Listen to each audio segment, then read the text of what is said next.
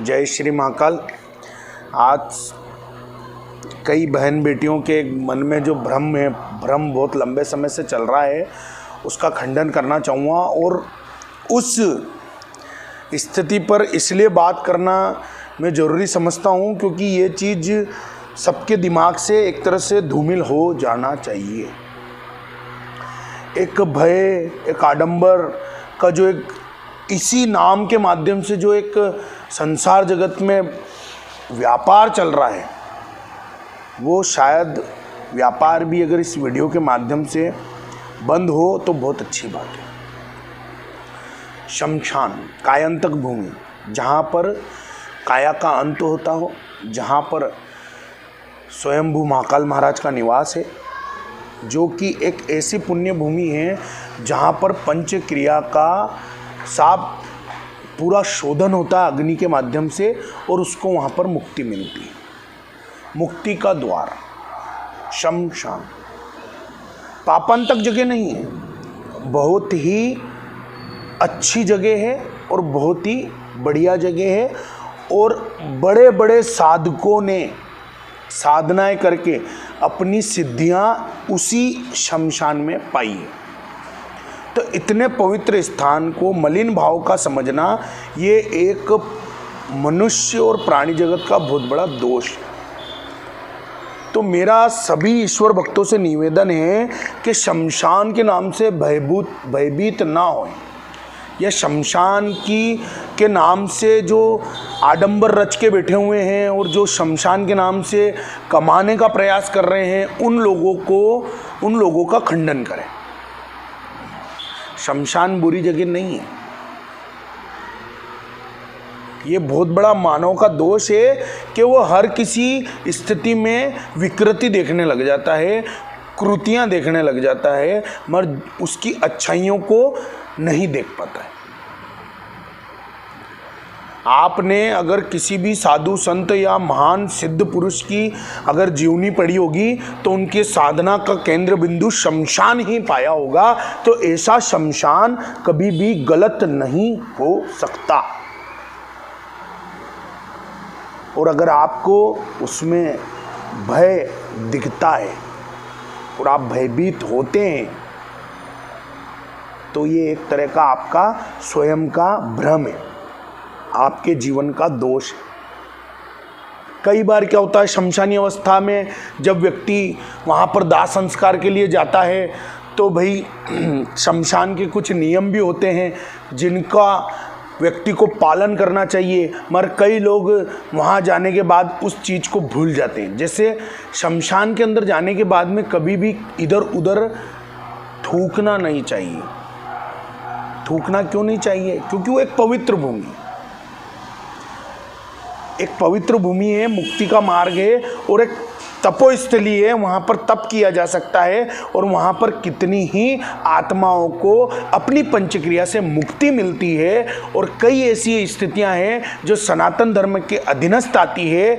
12 दिन का परिवेश माना गया है जब व्यक्ति का वहाँ से मुक्तिकरण होता है, इसलिए वहाँ का अनादर नहीं करना चाहिए। शमशान भूमि में हंसना भी नहीं चाहिए। और जब आप किसी दाह संस्कार में सम्मिलित होते हैं और वहाँ पर पंचक्रिया का हवन कुंड जागृत रहता है, तो वहां पर क्या करना चाहिए?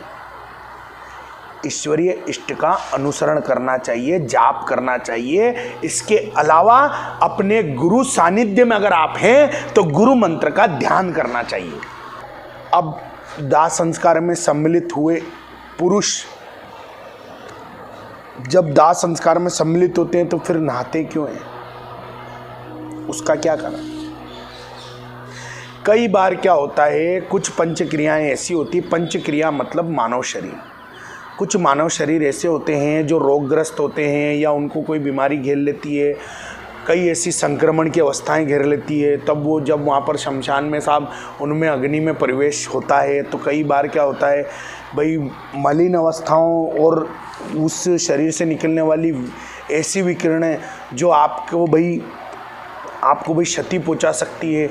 तो स्नान ध्यान का महत्व इसलिए बनाया गया है कि जो भी भाई वहाँ पर मलिन भाव का अगर कोई कार्य आपके अधीनस्थ हो भी गया हो तो भाई वहीं पर उसका शमन हो जाए। इसका मतलब ये नहीं है कि भाई नहाते इसलिए कि वहाँ से कोई चीज़ वापस नहीं आ जाए। वो तो मुक्ति का मार्ग है, वो तो रास्ता है, वहाँ जाने का मार्ग है, आने का मार्ग नहीं है। कुछ अवस्थाएं होती हैं जिनकी स्थितियां निर्मित हो सकती है, मगर कब? जब आप उनके अधिकार क्षेत्र में जाकर गलतियां करो, और जब आप उनके अधिकार क्षेत्र में जाकर गलतियां करोगे तो उसके परिणाम आपको भोगना पड़ेंगे, और आप भोगोगे, और उसके बाद में उस पुण्य धरा को, उस स्थिति को अगर गलत समझते हो तो ये बहुत बड़ा मानसिक दोष है। इसके अलावा जिस घर में गमी हो, अगर वहाँ पर स्त्रियों का आना जाना हो और स्त्रियों के आने जाने पर वो जब वापस से गमी वाले घर से अपने स्थान पर पहुंचती हो, और अगर किसी का मानसिक दोष ये रहता है कि गमी वाले घर में जाने से साहब वो अपवित्र हो गए, तो साहब इसका मतलब ये नहीं कि उनको बार बार नहाना पड़ेगा। आप गंगा जल के छींटे दे के भी उनका शुद्धिकरण कर सकते हैं। कई लोग बार बार नहलवाते हैं, कपड़े धुलवाते हैं। अरे भैया, गमी हुई है, संक्रमण नहीं फैला है, अपवाद नहीं हुआ है किसी प्रकार का, जो आप मानसिकता में इतनी संकीर्ण विचारधारा पाल के बैठे हुए हैं। जो जाने वाला था चला गया, उसकी स्थितियां भी समर्पित हो चुकी है और उनका समावेश भी हो चुका है।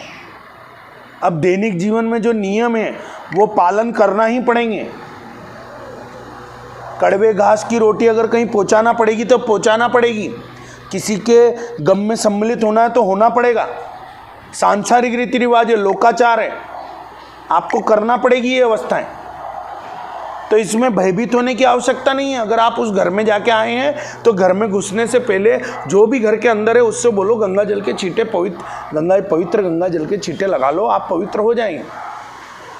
उसमें संपूर्ण पवित्रता की आवश्यकता नहीं है। नहाना धोना, कपड़े धोना, ये तरीका नहीं है। हाँ, मगर आप किसी भी मृत अवस्था का सब मृत शरीर के समावेश में आते हैं या किसी ऐसी जगह पर जाते हैं जहाँ पर भाई मृत शरीर आए, तो घर में आकर नहाना धोना आवश्यक है, कपड़े धोना भी आवश्यक है, जिससे अगर कोई भी संक्रमण हो तो ना फैले। एक नीति है, एक रीति रिवाज है। और शमशान सबसे पुण्य भूमि है, उसके बारे में भ्रांतियां ना पाले, और किसी के भी शमशान को एक भय बनाकर व्यापार करके पैसा कमाने वालों से बच कर रही है।